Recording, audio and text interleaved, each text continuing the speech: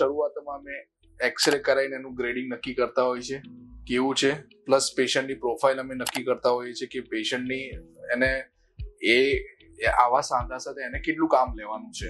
બરોબર છે. ઘણા ખાલી બેસી જ રહેવાનું હોય, રિટાયર્ડ લાઈફ એકદમ શાંતિથી જીવતા હોય, કે પછી એક્ટિવ લાઈફ જીવે છે કે રોજ 2-3 કિલોમીટર ચાલવાનું છે, બધું બહાર કામ છે, રિસ્પોન્સિબલ કામ છે, એ પ્રમાણે એનું અમે નક્કી કરતા હોય છે કે આને સર્જરી થી કેટલો ફાયદો થશે.